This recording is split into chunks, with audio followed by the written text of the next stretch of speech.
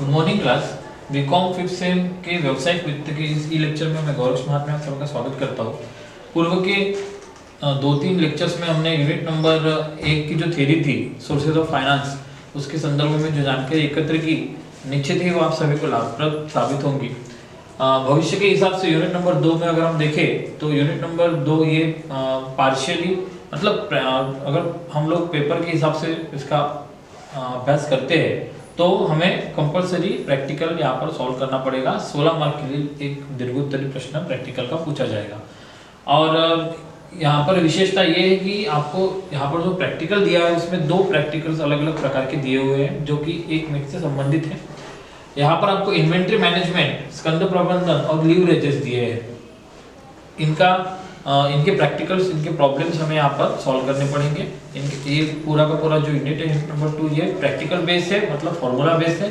इसके फॉर्मूलाज आपको व्यवस्थित एक पेज पर लिख के रखने पड़ेंगे ताकि आपको भविष्य में सॉल्व करते हुए प्रॉब्लम्स इसकी सहायता वहाँ पर प्राप्त हो। तो देखिए प्रैक्टिकल है, इसकी शुरुआत करने से पहले इसका जो उद्देश्य है और ये क्या है एक्चुअल में, ये जानना हमें अत्यंत आवश्यक है। क्योंकि अगर हम लोग इसकी थ्योरी स्किप करते हैं तो हमें समझ में नहीं आएगा कि क्यों हम इसको पढ़ रहे हैं और इसका यूज कहाँ पर होगा। तो यूनिट नंबर 2 में आपको इन्वेंट्री मैनेजमेंट और लीवरेजेस ऐसे 2 प्रैक्टिकल्स दिए हुए हैं। आज हम इन्वेंट्री मैनेजमेंट की शुरुआत करने वाले हैं। इन्वेंट्री मैनेजमेंट क्या होता है इसको हम लोग देखेंगे। तो सबसे पहले इन्वेंट्री मैनेजमेंट अर्थात स्कंद प्रबंधन जिसे हम कहते हैं, स्कंद जो होता है वो किसी भी इंडस्ट्री के लिए बोलिए या फिर किसी भी व्यवसाय के लिए बोलिए, वो क्या होता है, लाइफ ब्लड होता है। उसके बगैर कोई भी क्रिया, प्रोडक्शन की प्रक्रिया नहीं हो सकती तथा हम लोग कस्टमर्स की आवश्यकताओं को पूरा करके स्वयं जो है वो लाभ प्राप्त नहीं कर सकते।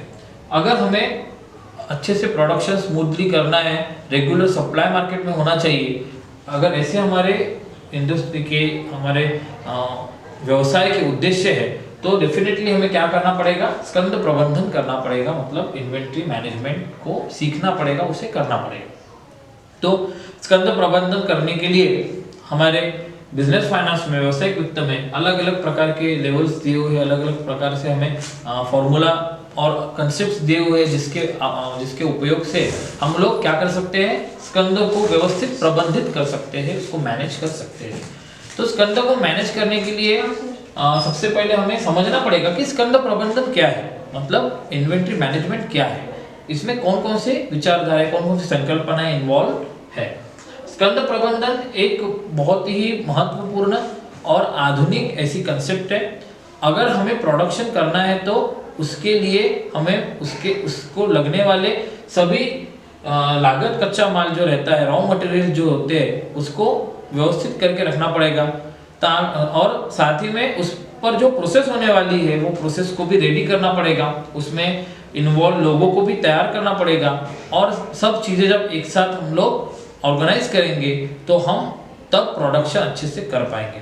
और अगर प्रोडक्शन को कंटिन्यू हमको रखना है, एक जैसा सातत्यपूर्ण रूप से उसको शुरू रखना है, तो उसके लिए तो हमें मेहनत करनी ही होगी। क्योंकि अगर हम मध्य में ही इन सब चीज़ों को जो ऑर्गेनाइज किया हुआ है इसमें से एक भी चीज़ अगर छूट जाती है, रह जाती है, तो हमारा प्रोडक्शन क्या हो जाएगा, स्टॉप हो जाएगा। और अगर प्रोडक्शन स्टॉप हो जाएगा तो हमें फिजूली बहुत सारे कॉस्ट को बियर करना पड़ेगा और इससे हमें बहुत बड़ा नुकसान हो सकता है। तो ऐसे बहुत सारी चीज़ों को नज़र में रखते हुए हमें इन कंसेप्ट्स को और ये इन्वेंट्री मैनेजमेंट को पढ़ना है। तो सबसे पहले हम लोग देखेंगे कि स्कंद प्रबंधन का अर्थ क्या है। स्कंद प्रबंधन का अर्थ ये है कि सातत्यपूर्ण रूप से उत्पादन की प्रक्रिया को शुरू रखने के लिए तथा ग्राहकों की आवश्यकताओं को पूर्ण करने के लिए अगर हमें क्वालिटीफुल प्रोडक्शन करना है तो ऑर्गेनाइज किए हुए, संगठित किए हुए सभी के सभी जो प्रोडक्शन के टूल्स है, प्रोडक्शन के मटेरियल्स है तथा प्रोडक्शन में लगने वाले प्रोसेसेस है, उन सबको एक साथ लाना और उनको एक साथ रखना और कंटिन्यू करना, इसको हम लोग बोलेंगे इन्वेंट्री मैनेजमेंट, स्कंद प्रबंधन। तो स्कंद प्रबंधन में मुख्य रूप से 3 प्रकार के स्कंद इन्वॉल्व होते हैं, 3 प्रकार की इन्वेंट्रीज होती है, स्टॉक्स होते हैं। कौन कौन से होते हैं? सबसे पहले तो कच्चा माल होता है, रॉ मटेरियल, अर्थात जिस पर कोई भी प्रक्रिया की हुई नहीं है, जो कि प्राइमरी लेवल से, प्राइमरी सोर्सेज से वो आया है खेती से, आया है जमीन से, आया है, या फिर जिस पर कोई भी प्रोसेस नहीं की हुई, अनप्रोसेस जो गुड्स है, अनप्रोसेस जो स्टॉक है, उसको हम लोग कच्चा माल बोलते हैं, जो कि सबसे सस्ता होता है, जिस पर किसी भी प्रकार की प्रक्रिया नहीं हुई होती है। तो कच्चा माल सबसे पहला हमारा स्कंद है। दूसरा स्कंद है अर्ध तैयार माल, मतलब सेमी फिनिश गुड्स। अर्ध तैयार का मतलब, अब जब हम किसी भी वस्तु को बनाते हैं, उसका उत्पादन करते हैं, तो हमको क्या करना पड़ता है, उसको अलग अलग प्रोसेस से गुजारना पड़ता है। जब वो अलग अलग प्रोसेस से गुजरते हैं, उसके बाद क्या होता है, वो एक कोई फिनिश गुड तैयार होता है। तो उसमें होता है कि प्रोसेस 1, प्रोसेस 2, प्रोसेस 3, जितने भी प्रोसेस उस पर होनी होती है, तो उन सब प्रोसेस के होने के बाद वो क्या होगा, पूर्ण तैयार माल होगा। तो ऐसे 3 प्रकार के जो गुड्स है, 3 प्रकार के स्टॉक्स हमको मेंटेन करने होते हैं। हमारा जो रॉ मटेरियल है वेयर हाउस में होगा, अगर वो रॉ मटेरियल कितने टेम्परेचर पर हमको रखना है, वो अगर हमको हवा में रखना है, क्योंकि उसका नेचर क्या है उसको ध्यान में रखना पड़ेगा। उसके बाद अर्ध तैयार माल कहाँ पर रखना है, हमको किस प्रकार से रखना है, उसके लिए किस प्रकार का क्लाइमेट चाहिए, उसको तैयार करना। तथा पूर्ण तैयार माल जो होता है, उसके लिए अलग क्लाइमेट चाहिए, उसको कहाँ पर किस प्रकार से मेंटेन करना है। तो इन सबको मेंटेन करना, इन सबको मैनेज करना ही इन्वेंट्री मैनेजमेंट है, स्कंद प्रबंधन है। तो ये 3 प्रकार के हमने स्कंद देखे। इसके उपरांत देखेंगे इसके उद्देश्य क्या है, क्यों किया जाता है इन्वेंट्री मैनेजमेंट, इसका ऑब्जेक्टिव क्या है। तो देखिए, सबसे महत्वपूर्ण ये है कि मार्केट में जो इतना भयानक स्पर्धा का जो वातावरण है, उसमें टिके रहने के लिए प्रत्येक स्पर्धक को, प्रत्येक प्रोडक्ट प्रोड्यूसर को क्या करना पड़ता है, समय पर पूर्ति करनी पड़ती है। अगर वस्तुओं की पूर्ति वो समय पर नहीं करता, तो वो ऑटोमेटिकली मार्केट से आउट हो सकता है, और ये बहुत ही खतरनाक हो सकता है। हमारा जो इतना बड़ा कॉस्ट लगी हुई है, इतनी सारी चीजें हम यहाँ पर इन्वेस्ट किए हुए हैं, वो सब वेस्ट हो सकता है। तो इन सबको ध्यान में अगर हमको रखना है, तो क्या करना पड़ेगा, समय पर पूर्ति करनी पड़ेगी वस्तुओं की। और वस्तुओं की पूर्ति करने के लिए हमको क्या करना पड़ेगा, समय पर अगर पूर्ति करनी है, तो स्कंद प्रबंधन, इन्वेंट्री मैनेजमेंट करनी पड़ेगी। हमको चेन जो है प्रोडक्शन की, उसको तोड़ना नहीं है, सभी प्रोसेसेस और सभी चीजों को बराबर अरेंज करके रखना है, ताकि हमारा प्रोडक्शन का जो प्रोसेस है वो कंटिन्यूअसली स्मूथली चल सके। उत्पादन में सातत्यता के लिए भी स्कंद प्रबंधन किया जाता है। हमें अगर कंटिन्यूअसली प्रोडक्शन चाहिए, तो हमें क्या करना पड़ेगा, उसके लिए सब चीजें लगा के रखनी पड़ेगी, और इस उद्देश्य से भी क्या किया जाता है, इन्वेंट्री मैनेजमेंट किया जाता है।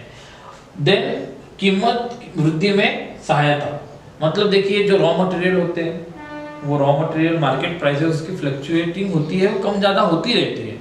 अगर हमें इसको क्या करना है, कंट्रोल करना है, या फिर हमको थोड़ा बहुत फ्यूचर फोरकास्टिंग प्रत्येक इंडस्ट्री का, प्रत्येक प्रोड्यूसर को होता है, तो वो अपने हिसाब से क्या करता है, वो स्पेकुलेशन करता है बहुत। अपना जो गुड्स होते हैं, जो रॉ मटेरियल होता है, उसको स्टोर करके रखता है, ताकि भविष्य में कीमत बढ़ने वाली है उसे पता है, भविष्य में कम होने वाली है तो कम स्टोर करके रखता है, जितनी आवश्यक है उतनी, तो कितनी करनी है, इन सब की आइडिया भी हमको स्कंद प्रबंधन, इन्वेंट्री मैनेजमेंट से प्राप्त होती है।